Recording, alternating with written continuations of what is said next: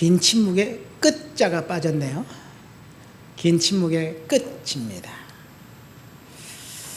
새해가 되면 누구나 다 새해 결단을 하죠.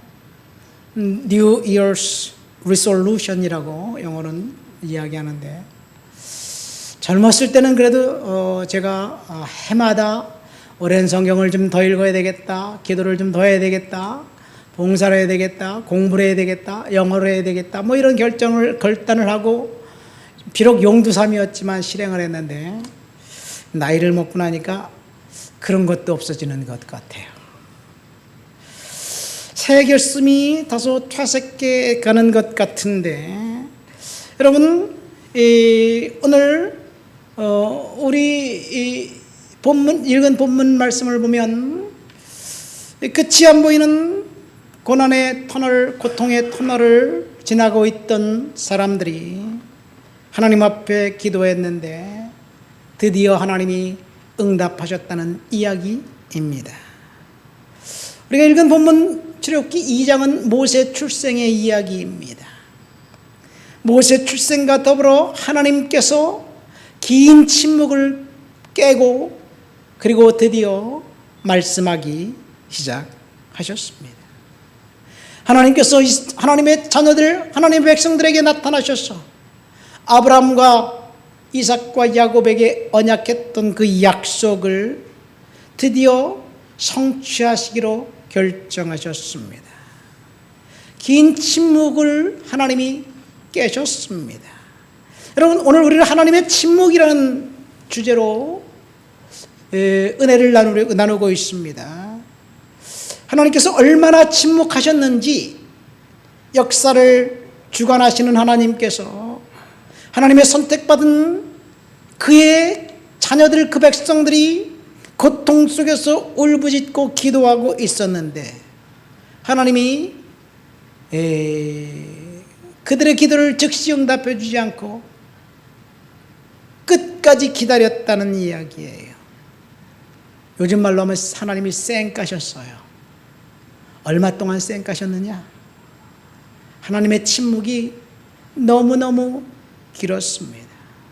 창세기 마지막 장 보면 110살 된 요셉이 죽어서 입관하였더라 라는 문장으로 창세기가 끝납니다.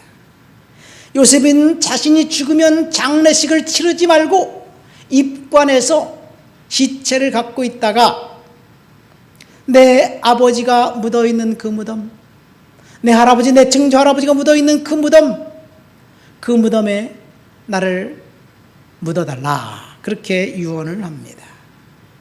아마 요셉은 곧 조만간 그 고향 땅으로 돌아갈 것이라고 생각했어요. 그러나 출애굽기 1장 8절에 보면 요셉을 알지 못하는 새 왕이 등장합니다. 출애굽기를 시작하면서 요셉을 알지 못하는 새 왕이 등장하더니 애굽 땅에 살고 있었던 유다 백성들, 시브리인들은, 아브라함의 자손들은 고난과 고통과 드디어는 이제 노예가 되어서, 종이 되어서, 프린스 오브 이집트를 보면 뭐 거대한 스핑크스, 피라미드 이런 것들을 건설하는데 노동력 착취를 당하면서 동원이 돼요. 자, 창세기와 출애굽기 사이에 그 한 장 사이, 한 단어 사이에 몇 년의 간극이 있느냐? 적어도 300년 이상은 됩니다. 야곱이 이 자식들을 이끌고 요셉이 살고 있는 애굽으로 내려가서 그곳에 정착한 지 430년 만에 탈출해요. 그러니까 이 모세가 태어날 때쯤 되면 300년 이상 지났어요. 한 장 사이에 300년이란 간극이 있습니다. 다시 말해서 하나님이 300년 동안, 300년이 넘도록 히브리인들이, 하나님의 백성들, 하나님의 자녀들이 그렇게 기도했는데 하나님은 여전히 침묵하셨다는 이야기입니다. 오늘 본문에 보니까 하나님이 그들의 기도와 절규와 고통을 들었고 알았고 또 보았다고 기록하고 있는데, 하나님이 다 아시는데 당장 풀어주지 않았다는 것이 오늘 말씀의 핵심입니다. 하나님께 기도하고 그리고 하나님을 의지하면 할수록 그들의 고통은 더 처절해만 갔습니다.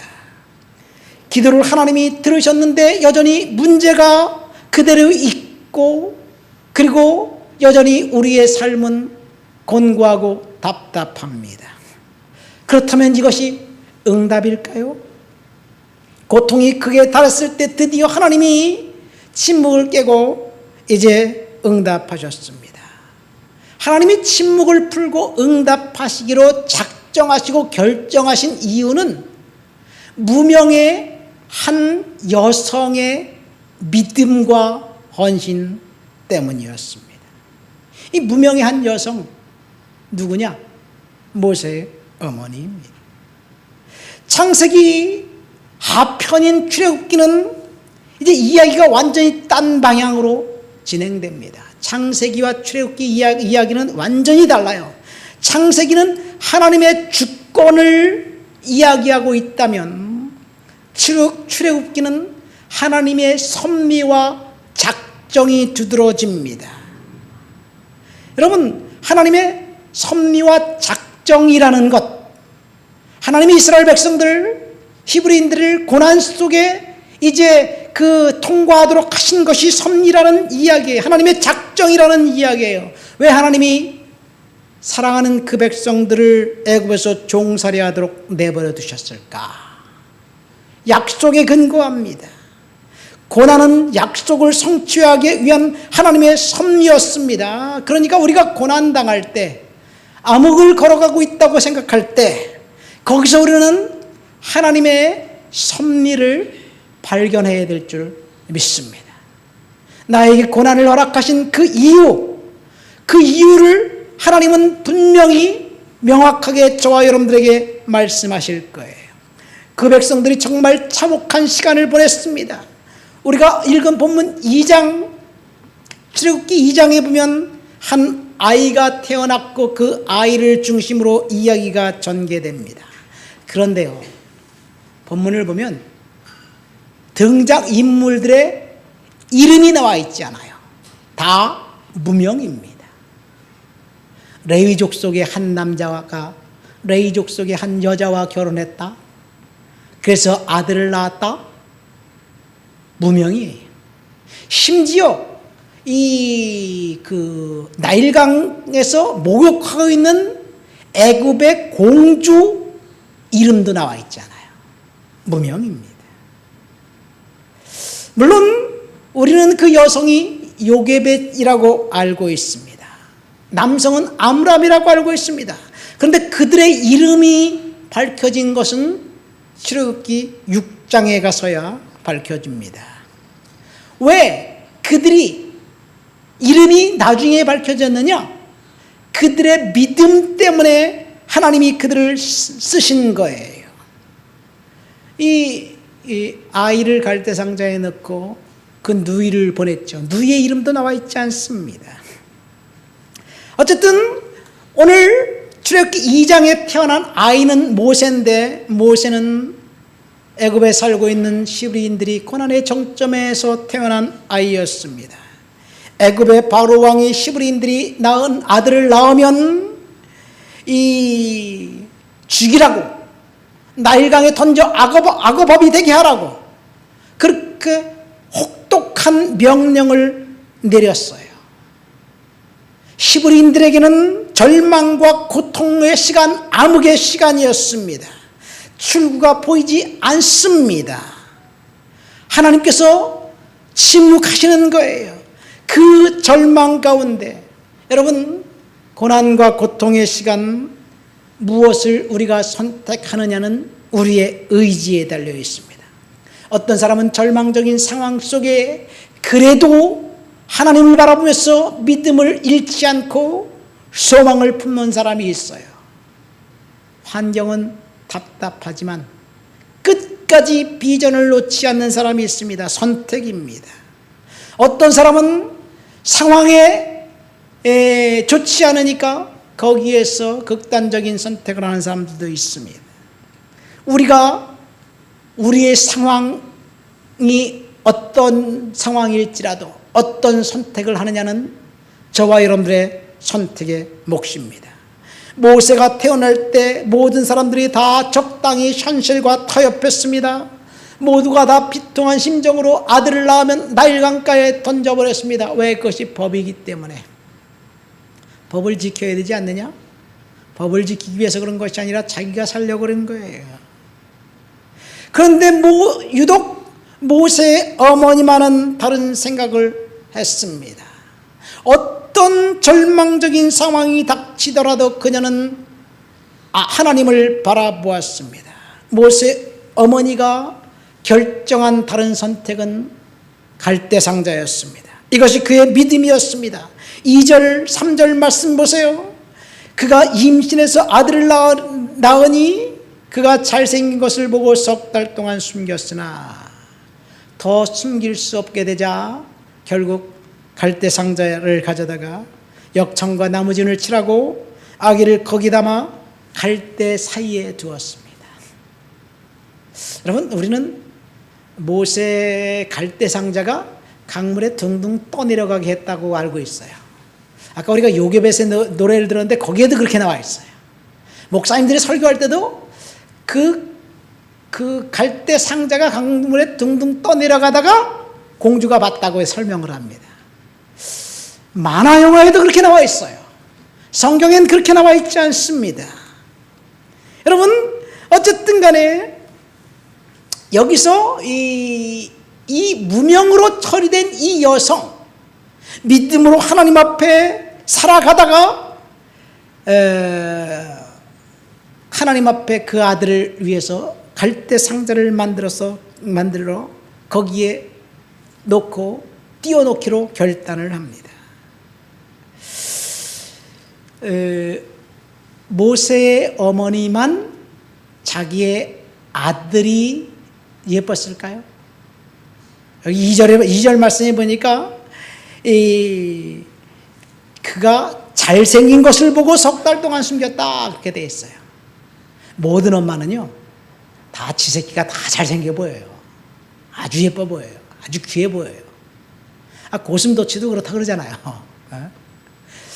그런데 모세의 어머니는 어쩌면 우리는 모세의 어머니, 이름도 없는 무명의 그 여성, 어쩌면 평범한 사람, 볼품없고 이름 없는, 내세울 것 없는 그 여성이 하나님 앞에 품은 믿음 때문에 그 여성을 하나님이 쓰신 것처럼 저와 여러분들이 지금은 비록 볼품없지만, 가진 것 없고 아무것도 내세울 것 없지만 하나님 앞에 믿음을 갖고 있으면 하나님이 요게벳처럼 저와 여러분들을 쓰실 줄 믿습니다.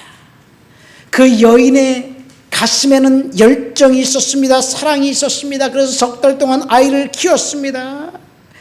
그리고 이제 더 이상 숨길 수 없자 결단을 합니다. 이 여인이 아이를 위해서 할 수 있는 일을 다 했어요. 아마 그 석 달 동안 이 여인은 정말 열심히 기도하고 또 기도했을 것 같습니다. 기도하고 또 기도하다가 이 아이를 어떻게 살릴까? 하나님, 이 아이를 어떻게 해야 될까요? 기도하고 기도하다가 하나님이 갈대상자 아이디어를 주신 것 같아요. 하나님이 주신 아이디어를 가지고 갈대상자를 만들었습니다. 이것이 요게벳이 만든 갈대상자입니다. 그 갈대상자에 역청을 칠하고 나무진을 칠해서 물이 안 들어오게 하고, 그리고 갈대상자를 갈대숲 사이에 놓았습니다. 그리고 자신의 딸에게, 미리암이죠, 지켜보라고 이야기하고 있습니다. 누가 그 아이를 관심을 갖고 있는지 지켜봐라. 혹시 악어가 잡아먹는지 지켜봐라. 그리고 그 어머니는 아마 그 뒤에서 정말 통곡하며 기도하지 않았는가 생각됩니다. 갈대상자는 요게벳이 기도한 것에 대한 응답이었습니다. 아닌가요? 어쩌면 갈대상자는 요게벳이 하나님 앞에 음성을 듣고 결정한 결단인 것 같습니다. 자, 사실 갈대상자가 응답일까요? 결단일까요? 응답이기도 하고 결단이기도 할 것 같은데 제가 볼 때는 응답은 아닌 것 같아요. 살려달라고 기도했을 거 아니에요. 근데 갈대상자를 띄어서 죽이려고 그러는 건가요? 어쨌든 얼마까지 살리려고 그랬겠죠. 누군 아무도 관심을 갖지 않으면 그 아이는 죽게 될 거예요. 그러니까 아마 갈대상자는 기도 응답이었지만 아마 제가 볼 때는 결단에 더 가깝지 않은가 생각됩니다. 하나님 앞에 그 아이를 이제 맡기고 하나님께서 이제는 내 손을 떠났다. 하나님이 하실 것이다. 그러니까 갈대상자는 요게벳의 결단이었고 갈대상자는 요게벳의 포기였고 그리고 십자가였습니다. 그러니까 하나님 앞에 결단하고 포기하고 십자가를 지져 하나님이 다시 돌려주신 거예요. 이것이 원리입니다. 요게벳이 갈대상자를 강물에 이제 갈대숲 사이에 넣었습니다. 그리고 지켜봅니다. 하나님이 어떻게 하실지 지켜보고 있습니다. 그가 갈대상자를 갈대숲 사이에 놓았는데 하나님이 다시 요게벳에게 돌려보내준 거예요. 다시 돌아왔습니다. 그 갈대상자가 다시 자기에게 돌아오자 이제는 더 이상 위기와 위험이 아니에요. 축복이었습니다. 갈대상자는 은혜입니다. 버렸더니 다시 돌아왔습니다. 안전하게 돌아왔습니다. 이것이 축복입니다. 저와 여러분들이 하나님 앞에 믿음으로 기도하고 결단하면 헌신하고 순종하면 십자가를 지면 하나님이 다시 돌려보내실 줄 믿습니다. 이 갈대상자가 영어로 NIV 성경에 보면 papyrus basket이에요. 파피루스가 갈대거든요. 이집트 갈대로 만든 바스켓이에요. 갈대 상자예요. 근데 이 NIV는 그렇게 돼 있지만 킹 제임스 보면 an ark of blush라고 돼 있어요. 아크가 뭡니까? 아크가 첫 번째는 노아의 방주예요. 그러고 보니까 갈대 상자를 만든 거나 노아의 방주나 똑같아요. 갈대 상자는 갈대로 만들어서 역청을 칠하고 나무 진을 칠해서 물이 안 새게 했고, 이 노아의 방주는 잣나무, 사이프러스 나무로 만들어서 역청을 칠해서 물이 안 들어오게 만들었어요. 똑같습니다. 갈대 상자에서 모세를 보호하신 하나님이 방주에서 노아의 가족들을 보호한 것과 똑같습니다. 하나님께 기도하고 기도했더니 하나님이 노아의 방주처럼 그 아이를 지켜주신 거예요. 더 이상 갈대 상자는 죽음의 장소가 아니라 노아의 방주가 되어서 하나님이 구원하는 구원의 장소가 되었습니다. 우리가 아무리 기도하지만 상황이 바뀌지 않고 환경이 더 절박해질 때, 그때 저와 여러분들에게 주신 말씀은 요게벳을 통해서 갈대 상자를 만든 것처럼 하나님 앞에 버리고 헌신하고 그리고 십자가를 지라는 이야기입니다. 갈대 상자를 통해서 하나님이 이제 침묵을 푸신 거예요. 이 무명의 여성이 하나님 앞에 기도하고 결단하고 그리고 내던지고 갈대 상자를 만들었을 때 하나님이 침묵을 깨시기로 결정하고 그 아이를 통해서 그동안 히브리인들이 400년 동안 300년 넘도록 기도했던 기도의 응답이 임하게 됩니다. 환경이 절박할 때 누구나 다 하나님께 매달립니다. 달라고 매달리고 풀어달라고 기도하고 금식하면서 부르짖습니다. 그러나 하나님께서 우리에게 요구하시는 것은 기도 그 이상입니다.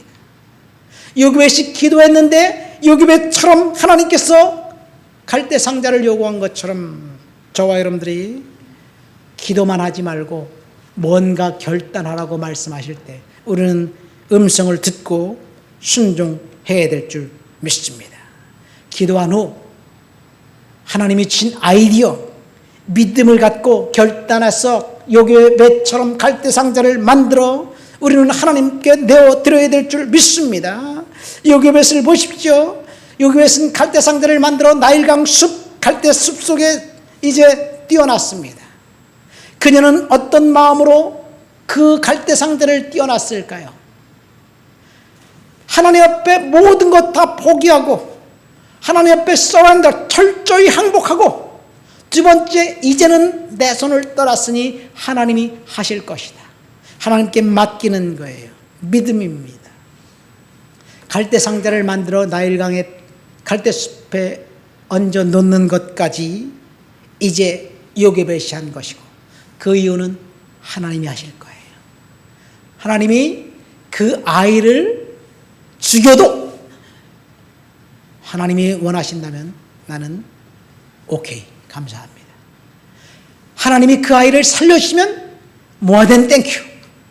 아마 그런 마음이 아니었을까 생각됩니다.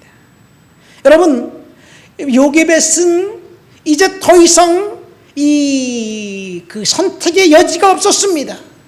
갈대 상자에 있는 아들은 이제 요게벳이 어머니가 책임질 것이 아니라 하나님이 책임질 것이에요. 여기서 우리는 두 가지를 알 수 있습니다. 첫 번째, 요게벳에게는 다른 대안이 없었습니다. 갈대 상자를 만들어 나일강에 띄우는 것밖에 대안이 없었어요. 그 아이를 넣기로 결정한 것은 그가 결정한 것이지만 그 이유는 하나님의 손에 달려있는 거예요. 여러분, 우리들에게 어떤 대안이 없을 때 그것이 오히려 축복이라는 사실을 믿으시기를 예수님의 이름으로 축원드립니다. 대안이 없다는 것 때문에 우리가 하나님을 의지합니다. 대안이 있다면 하나님 의지하지 않아요. 이것이 원리예요. 요게벳은 대안이 없었습니다. 이제는 하나님께 맡기는 것밖에 그가 할 수 있는 것은 아무것도 없었습니다. 이것은 요게벳의 믿음이었고 결단이었습니다.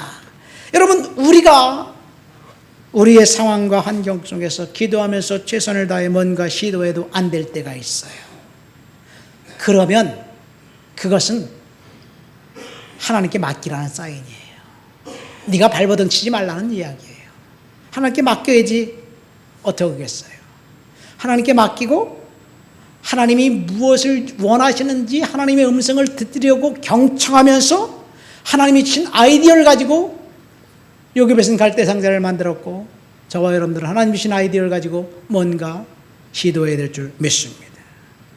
요게벳이 할 일은 갈대 상자를 띄우는 일까지입니다.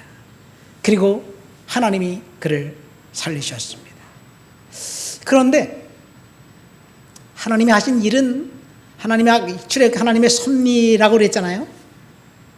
요게벳이 하필이면 갈대 상자를 만들어서 띄우는 그날, 그 시간, 바로 왕의 딸 공주가 그 나일강 고장소에 와서 목욕하는 거예요. 아, 요게벳이 리서치했을까? 공주가 몇 날, 며칠, 몇 시에 와서 목욕하는지 그걸 가서 알아봐라! 그래갖고 딱 다이어리에 적어가지고 매주 화요일 오전 8시 35분 그때 정확하게 공주가 오는구나. 그랬을까요? 모르죠. 또 뭐 성경에 그랬을 수도 있는지 모르겠지만 어쨌든 그런 건 아닌 것 같아. 하나님 앞에 기도하고 갈대 상자를 띄웠더니 하나님이 그날 그 시간 공주를 보낸 거예요. 두 번째, 공주가 목하다 말고 아이 울음소리를 듣고 난 다음에 그 아이를 보더니 갑자기 긍휼의 마음, 불쌍히 여기는 마음이 생겼어요. 분명히 공주가 이렇게 얘기해요. 아, 시브리인의 아이구나. 애굽인의 아이가 아니라 시브리인의 아이구나 라고 알았어요. 시브리인의 아들은 자기 아버지가 나일강에 다 던져 죽이라는 걸 알고 있잖아요. 그런데 그 공주는 시브리인의 아이구나. 아, 불쌍하다. 아, 예쁜데. 얘를 내가 아들로 삼아서 키우고 싶은데 이런 마음 막 드는 거예요. 여러분, 우는 아이가 예뻐 보이나요? 아, 우는 아이요. 아이 키워봐. 끝이지 않으면, 아, 그래도 우리 새끼니까 예쁘지? 남의 집 새끼가 운다면 진짜 아주 짜증나는 거예요. 공주는 남의 아이잖아요. 근데 남의 아이 우는 게 예뻐 보였습니다. 그래서 공주가 마음을 결정한 거야. 그때 짜자잔 하고 어떤 소녀가 딱 달려가는 거예요. 그리고 뭐라고 얘기합니까? 이 아이를 위해서 시브리인 중에서 유모를 소개시켜 줄까요? 딱 그러니까 공주가 오케이. 그렇게 얘기한 거예요. 여러분, 하나님의 섭리고 하나님의 작정입니다. 하나님이 하신 일이에요. 요금에서는 하나님께 맡겼고 하나님은 그 아이를 이제 보호하시는 거예요. 요금에서는 아들을 갈대상자에 넣었습니다. 아픈 마음을 갖고 넣었을 거예요. 그런데 하나님이 다시 요게벳에게 살려 보내주셨습니다. 부활한 거예요. 저는 이 말씀을 묵상하면서 내가 나일강에 띄워보내야 될 갈대상자가 뭘까? 우리 성도들이 띄워보내야 될 갈대상자가 뭘까? 계속해서 묵상하면서 기도하고 있어요. 여러분, 내가 하나님 앞에 포기하고 내어드려야 될 갈대상자가 뭘까? 묵상하고 생각하고 또 생각하면서, 그리고 하나님 앞에 응답받으시기를 예수님 이름으로 축원드립니다. 요게벳이 갈대상자를 띄워보내자 하나님이 살려 보내신 거예요. 아니, 자기 아들을 자기 전 먹이면서 월급까지 받아가면서, 이런 기가 막힌 축복이 어디 있어요? 이제 더 이상 이 아들을 숨기지 않아도 되고, 그리고 그 아들을 자기 젖을 먹이면서 너는 애굽인이 아니라 시브리인이다. 시브리인의 정체성을 가르쳐 주었습니다. 중요한 것은 내가 하나님 앞에 순종하고 결단하는 것이 먼저입니다. 그러면 그 다음에 하나님이 일하시는 거예요. 내가 결단하지 않으면 하나님이 상황이 우리를 결단하게 만듭니다. 이 무슨 말이냐면요, 요게벳이 그 아들을 갈대상자에 넣어 강물에 띄어서 하나님께 드리기로 결정하지 않으면 이제 애굽의 경찰들이 찾아와서 그 아이를 잡아가서 애굽의 경찰들이 강물에 던져버릴 거예요. 내가 결정하지 않으면 다른 사람이 결정하는 거예요. 여러분, 우리가 결단해야 될 때 결정해야 될 줄 믿습니다. 내가 결정하지 않으면 타인이 결정해요. 우리가 결정하면 하나님께서 일하실 거예요. 지금 우리는 하나님의 침묵이라는 주제를 가지고 이야기를 듣고 설교를 듣고 있어요. 하나님께서 침묵을 끝내고 이제 풀어줄 시간이다. 시간이 되었다는 얘기예요. 그 침묵의 끝이 언제일까? 여러분, 모세가 태어난 것은 분명히 하나님의 침묵을 푸신 것이 사실입니다. 그런데 하나님이 침묵을 푼 이유가 모세가 태어났기 때문일까? 아니면 하나님의 시간이 되었기 때문에 모세가 태어난 걸까? 뭘 것 같아요? 이 무명의 여성이 이 아들을 낳고 하나님 앞에 결단하고 믿음의 그 순종의 본을 보이니까 하나님이 그 여성의 믿음을 보고 하나님이 침묵을 푸시고 이제는 때가 되었다. 그 아이를 통해서 너희들의 기도를 듣고, 그리고 그 아이를 통해서 히브리인들을 애굽에서 구출해내겠다. 하나님이 작정하신 거예요. 그래서 그 아들을 애굽의 왕궁에서 이제 공주의 아들로, 양아들로 성장하게 만듭니다. 그리고 하나님께서 아브라함과 이삭과 야곱에게 약속하신 그 언약을 이제 그 아들을 통해서, 그 아이 모세를 통해서 이루실 거예요. 한 신앙인의 결단과 믿음이 하나님이 작정하도록 도움을 준 거예요. 여굣의 하나님 앞에 순종했을 때 하나님이 이제 이 침묵을 풀고 그리고 일하기로 결정하신 거예요. 하나님의 때가 된 거예요. 저와 여러분들이 하나님께 순종하고 하나님 앞에 결단하면 하나님께서 반드시 풀어주실 줄 믿습니다. 그런데 여기 한 가지 중요한 사실이 있어요. 그것이 무엇입니까? 오늘 우리는 하나님의 침묵이라는 것을 주제를 이야기를 듣고 있어요. 하나님이 모세가 태어났으면 하나님 침묵을 푸는 것 같은데 모세가 80살이 되어서야 비로소 애굽에서 탈출합니다.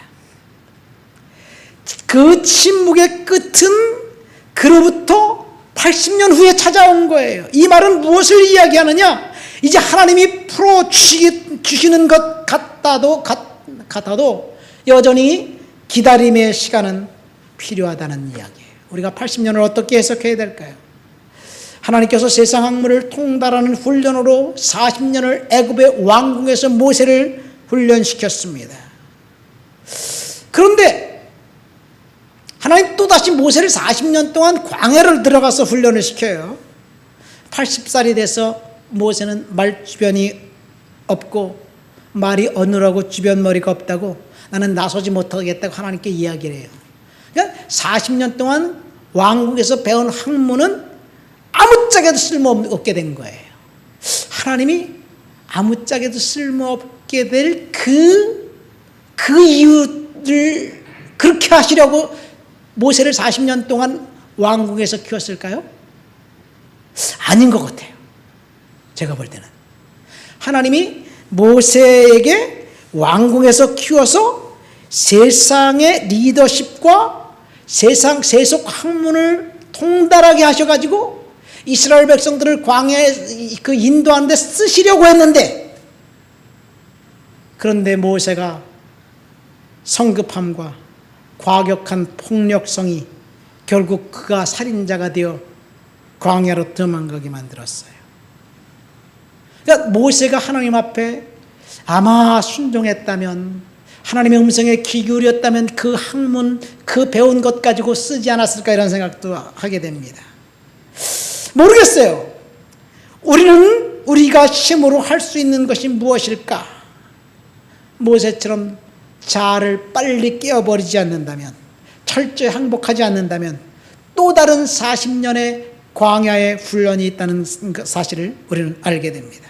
그러니까 진짜 훈련은 세상의 화려한 스펙이 아니라 하나님을 광야에서 만난 독대의 시간입니다. 고독의 시간, 광야의 시간입니다. 이 광야 훈련이 중요한 거예요. 물론 모세를 세상의 화려한 스펙을 쌓는 그 훈련시킨 것 분명히 이유가 있을 거예요. 그러나 모세가 광야에 40년 하나님과의 독대의 시간이 지나고 난 다음에 과거에는 성미가 급한 살인자였고 과격한 성품의 소유자였지만 40년 광야 훈련이 지나고 난 다음에 모세의 온유함이 온 지면에 승하더라. 세상에서 가장 온유한 사람이 되었습니다. 그러니까 광야는 죄인을 찾아가 그들을 처벌하는 혹독한 장소가 아닙니다. 광야는 하나님이 훈련시키는 훈련의 장소예요. 요셉을 광야라는, 감옥이라는 광야로 하나님이 이끌었습니다. 그가 감옥에서 하나님의 훈련의 시간이 끝나자 하나님께서 그를 애굽의 제2인자로 쓰신 거예요. 다윗을 혹독한 광야로 몰아넣었습니다. 그래서 그 광야의 훈련이 끝나고 난 다음에 하나님께서 다윗을 이스라엘의 참 군주 왕으로 세우신 거예요. 다윗이 광야의 훈련이 없었다면 사울왕과 동일했을 거예요.